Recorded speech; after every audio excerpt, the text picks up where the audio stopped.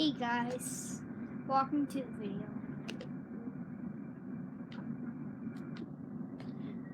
Today is something really sad.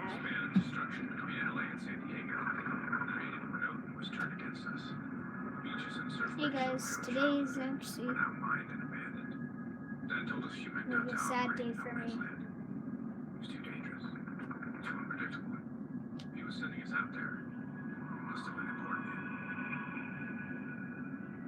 Still, I couldn't help but think this was another one of his tests. A lesson. Have others search the houses. We don't want any stragglers.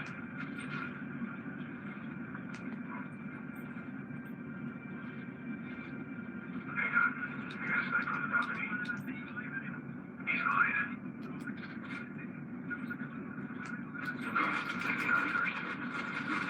No, I don't.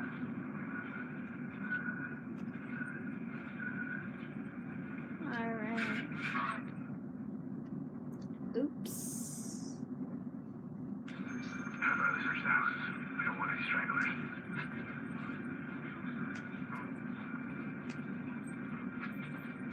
Hang on. I got a sniper on the balcony.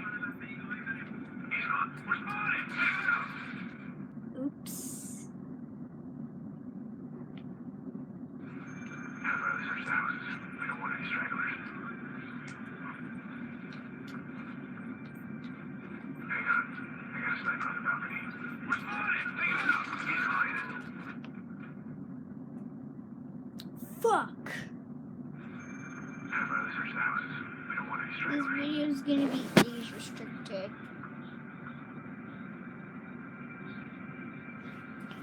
I want this video to be age restricted, but I'm too late tonight.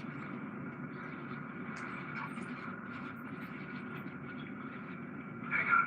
I got a sniper on the balcony. He's mine.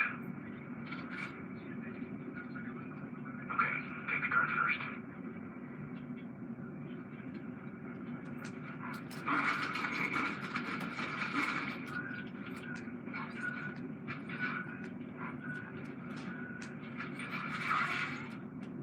Shit. I can't play right now, guys. I'm really sorry. It's really sad. Yeah? Yeah, I did. What? A minute ago! I'm trying to do a live stream!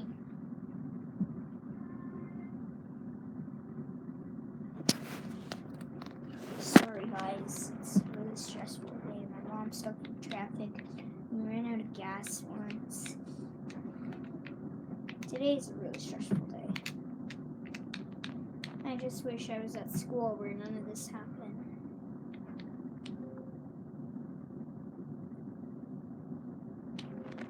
I'm gonna do this up to 30 minutes. Like an hour or so. Just wanna be with you guys like almost all the time. Just give me a minute. I have to see how much my iPod is at. Okay, it's at the percentage. I'm gonna watch a video. I'm gonna watch the iPod exists. Hey guys, this is Austin, and in front of me is something just a little bit unusual. These are iPods. And no, not some relic from the mid-2000s. These are iPods that you can go out and buy today. But the question is, why? To start with, we have the iPod Touch. And this is probably going to be the most familiar. It is very much based on the iPhone, just with less phone stuff. But when we get to the iPod Nano, things get a little bit more strange. This guy came out in 2012 and really hasn't been updated since. So on the surface, it looks like a tiny iPod Touch. In fact, it does run some sort of Frankenstein version of iOS, but there's a lot stripped out of it. However, nothing is more stripped down than the iPod Shuffle. The Shuffle hasn't been updated since 2010, so we're still rocking a whopping 4 gigabytes of... No, it's 2! It's 2 gigabytes! What? I thought this was 4! This just seems like such a relic of a different time. To be fair, at $50, the Shuffle is about one of the cheapest Apple products that you can buy, but it just seems so weird that this is still on sale in 2017. Inside, we get the actual shuffle itself. And you know what? I don't think I've ever actually tried one of these. I know I used to have the second gen, which was still the square guy, but it was a little bit bigger. There we go. See how cool I am? I have 2 gigabytes of music on my shirt right now. Start here. Oh boy. I'm sure these are going to be some very useful instructions on how to use my iPod shuffle. Download and install the latest version of iTunes. Oh joy. Whoa. Yo, these are the original. They even have a name. The original iPod headphones. Wait. It even has that iPod smell. Yo, this is bringing me back right now. That's crazy though. It's so old that they literally haven't even updated it with earpods, which have been out for like 5 years now. It's so weird that this is being sold today. I mean, this is not the same Apple who makes the MacBook Pro with no ports and the iPhone with no headphone jack. I mean, that's all they put on this. They didn't put anything else. It's literally just a headphone jack. All right. Let's give it a fair shot. Let's give it a fair shot. So, to connect it to the new MacBook, I have to do this into the MacBook because I don't even know. I don't even know what I'm doing with my life right now. All right. So now comes the fun part of trying to remember how to set up an iPod and iTunes. Whoa, hello. Man, I haven't used iTunes in so long. I've been using Spotify for all of my music. I actually need to see what iTunes music I still have. Oh no, there's Nickelback. There's Seal. Why is there Seal? Yeah, we can cut this part out, right? They don't even know I ever listened to Nickelback. Wow, this sounds terrible. No. Okay, so these might have been okay back in the iPod days. These sounds, I forgot how bad these sound. I feel like they were fine back in the day, but even like new earpods sound a lot better. One of the real advantages of the shuffle, and I feel like the only reason why I can think of someone actually buying it today, is the fact that they should be like working out or something. Yeah, I get it. It's kind of cool. They've been making it forever, but like, I really can't think of any reason why you should buy one of these in 2017. Moving all the way up to 2012, we have the iPod Nano. Now, I gotta say, the Nano has a little bit of a sweet spot in my heart. This is my very first iPod. I remember back in the day, it was so cool. But now, I'm not so sure. I will give them one thing. This thing is really tiny. And unlike the Shuffle, which is tiny for not particularly a great reason, this actually is sort of a full iPod. I mean, you've got a touchscreen, you've got a weird home button, there's a lightning port, which is unbelievably modern and not from 2010. Yep, download iTunes, of course. So, while this does have Bluetooth, it does not have Wi-Fi. So you're still not going to be able to have any sort of streaming music, or, well, anything that doesn't feel like it's not 5 years old. Although, we do have that is actually not 5 years old, our earpods. Are earpods 5 years old? This is more like it. So, while earpods might not be the greatest sounding headphones in the world, honestly, I actually don't mind them, especially for when I'm working out and want something that's a little bit smaller. It always brings me back so much. Back when we actually had to plug in via USB cables and rip CDs, and we are in. This is straight up like old school iOS. So we've got blue icons. We can swipe back. We've actually got radio. I mean, I'm not so sure how often the radio is going to be super helpful, but since this is the only form of streaming music to your iPod, it actually works out pretty well. It's a little crunchy. The Nano is a really hard one for me to justify.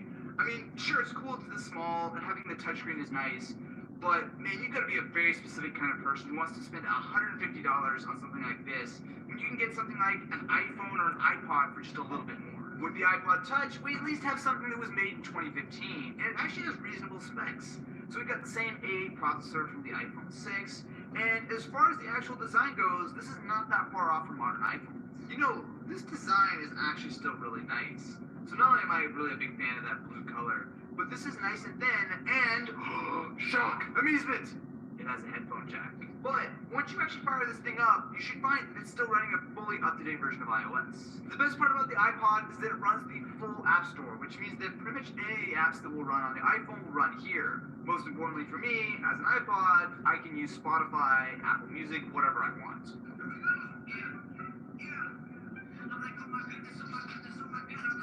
Okay, so while this does have a speaker that the other iPods lack, it's not exactly great. But that's where the earpods come in. That sounds a lot better. Still a huge fan of earpods, but the nice thing about the iPod Touch is that it actually has a reasonable amp and DAC inside. nothing crazy, but if you want to listen to some proper headphones, so much better. Not only is it nice to have Spotify on the iPod Touch, but even if you're away from Wi-Fi, you can still download the files locally. The iPod Touch is a little bit of a weird one, because on one hand, it makes a lot more sense than any of these other iPods, but on the other, if you have a smartphone, there really is no point to getting the iPod Touch. And that's kind of the biggest issue, as you can actually pick up an iPhone 5S off contract for about the same money. So, should you buy an iPod in 2017? No, maybe? I feel like while the iPod Touch does make some sense in the lineup, it is really crazy that Apple still sells this entire range of iPods. This video was sponsored by iMobi. They offer helpful software solutions for iPhone and Android users like Phone Rescue, a data rescue software that allows you to recover deleted photos, messages, contacts, and more at the click of a button. Try Phone Rescue today for free by clicking the link in the description. Apple announced iPhone OS 1 at the iPhone keynote on January 9, 2007, and it was released to the public about 5.5 months later on June 29th. iPhone OS 1 didn't actually have an official name upon release. Apple simply said the iPhone runs a version of OS 10, which was Apple's desktop operating system. iPhone OS 1 introduced all kinds of features, including the iPod app, where you could create playlists, sort your music by albums, artists, and genres, listen to songs, audiobooks, and podcasts, and watch videos. The iPhone app allowed you to make calls, add contacts to favorites, and have group chats. It also featured texting, photos, mail, Safari, maps, stocks, and weather. The release of iOS 1.1 added the iTunes Store to the home screen and brought support for the first generation iPod Touch. Version 1.1.3, commonly referred to as the January 08 update, introduced many features to the iPod Touch that iPhone users already enjoyed. This included mail, maps, stocks, weather, and notes.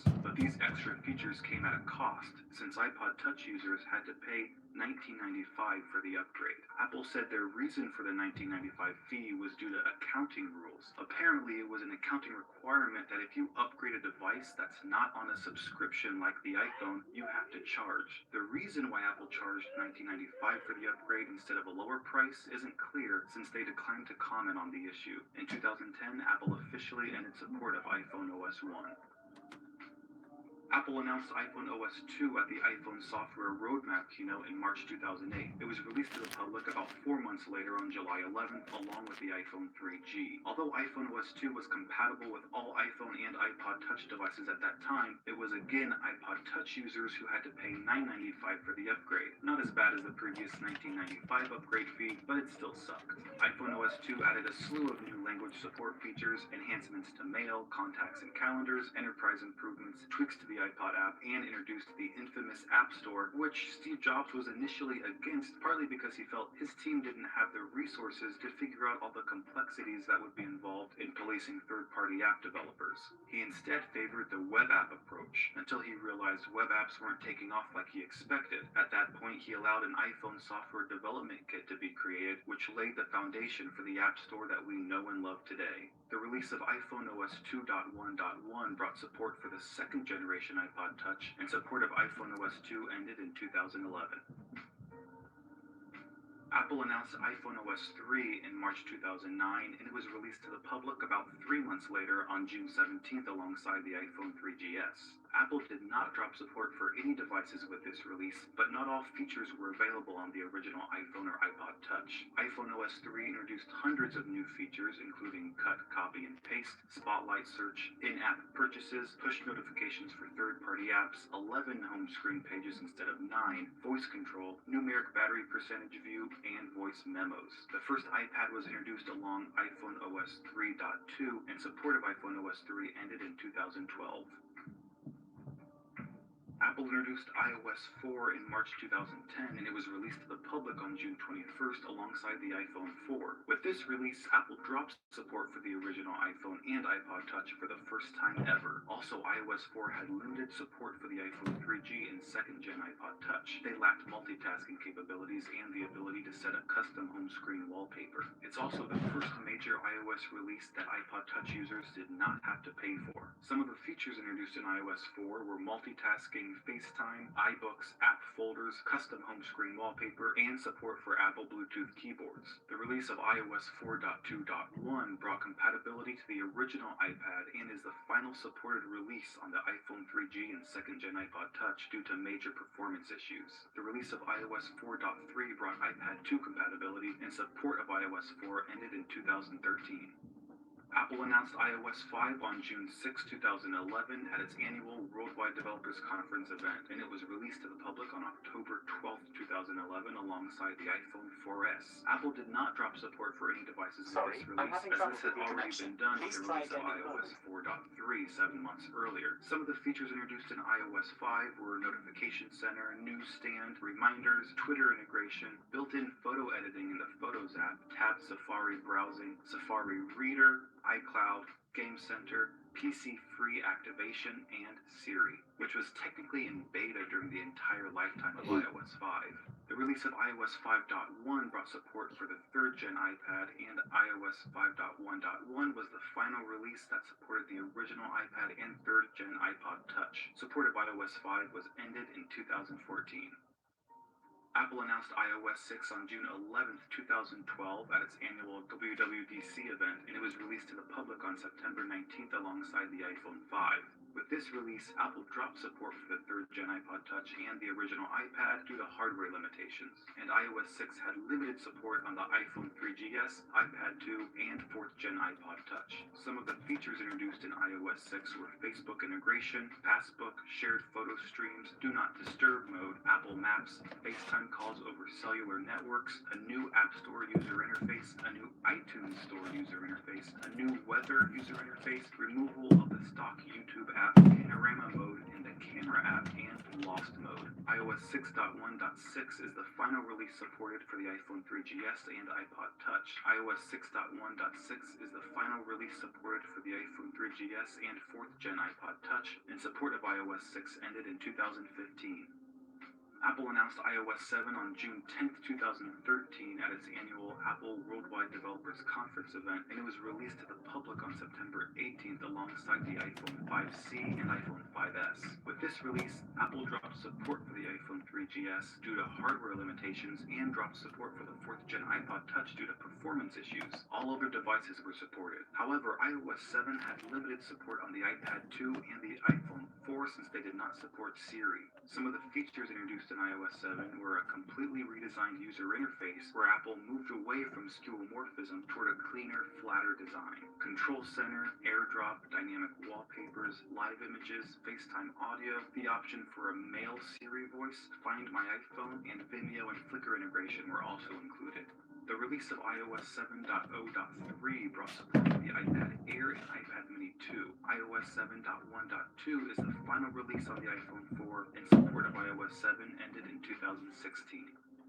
Apple announced iOS 8 on June 2, 2014, and it was released to the public on September 17th alongside the iPhone 6 and iPhone 6 Plus. With this release, Apple dropped support for only one device, the iPhone 4, but iOS 8 had limited support on the iPad 2, iPhone 4S, and the 5th Gen iPod Touch. Apple received widespread complaints from owners of these devices due to extremely poor device performance. Some of the features introduced in iOS 8 were iCloud Photo Library, iCloud Drive, app bundles, voice message support in the Messages app, a Do Not Disturb option in group texts, FaceTime audio conference calls, flyover city tours and maps, Shazam integration with Siri, third-party keyboards, a health app, and continuity. The release of iOS 8.1 brought support for the iPad Air 2 and iPad Mini 3, and the release of iOS 8.4 brought support for the 6th Gen iPod Touch. iOS 8.3 was also the first version of iOS to have public beta testing be available. The final version of iOS 8 is iOS 8.4.1, and support for iOS 8 ended in 2017.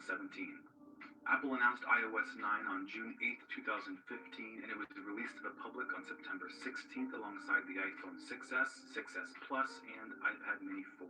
With this release, Apple did not drop support for any iOS devices. This release made the iPad 2 the first iOS device to support 6 major releases of iOS 4 to 9. However, iOS 9 had limited support on the iPad 2, 3rd Gen iPad, 1st Gen iPad Mini, 5th Gen iPod Touch, and iPhone 4S. Despite Apple's promise of better performance on these devices, there were still widespread complaints that the issue had not been fixed. Some of the features introduced in iOS 9 were CarPlay, Find My Friends, public transit support in Maps, screenshots and selfie albums in the Photos app, the Wallet app which replaced Passbook, low power mode, iPad experience improvements, and expanded language support. iOS 9.3.5 was the final release on the iPhone 4S, iPad 2, 3rd Gen iPad, 5th Gen iPod Touch, and original iPad Mini. Apple announced iOS 10 on June 13, 2016, and it was released 3 months later on September 13th alongside the iPhone 7 and 7 Plus.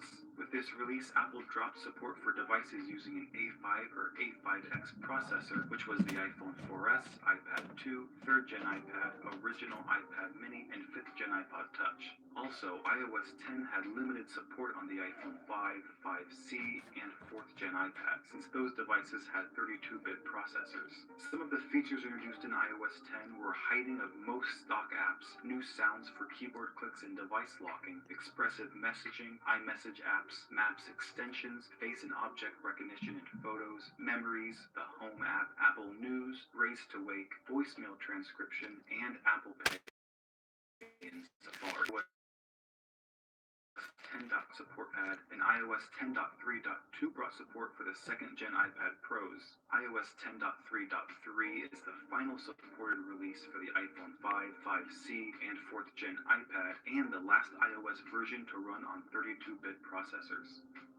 Apple announced iOS 11 on June 5th, 2017, and it was released for download on September 19th alongside the iPhone 8 and 8 Plus. This is the first version of iOS to be exclusively available to 64-bit devices that only ran 64-bit apps.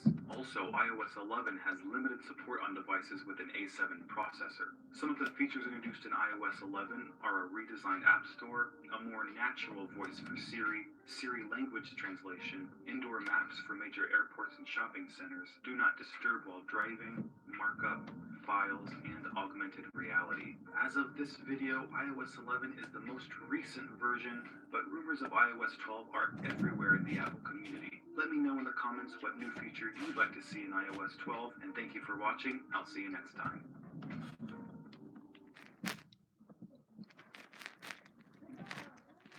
Guys, hold on, I'm gonna be back. Just let me just.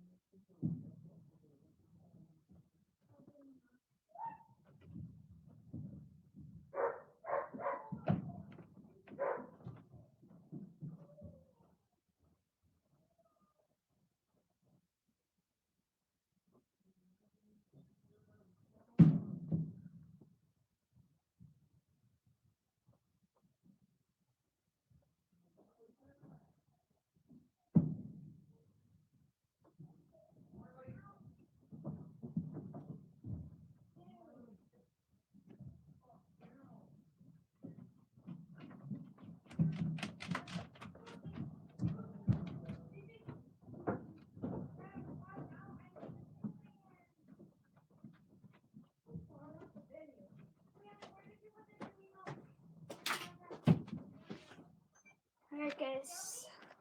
Yeah? Upstairs!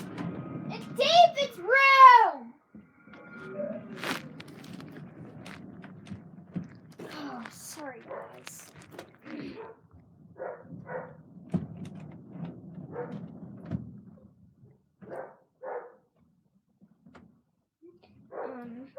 Since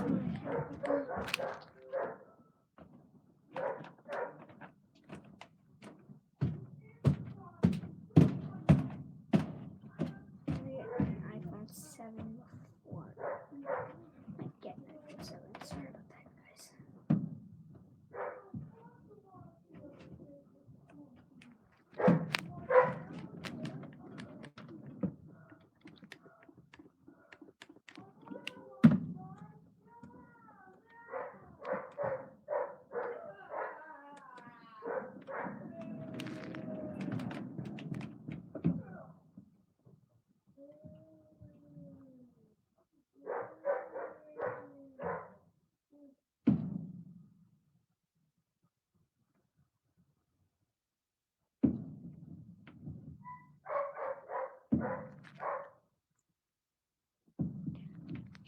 guys, I'm gonna be back.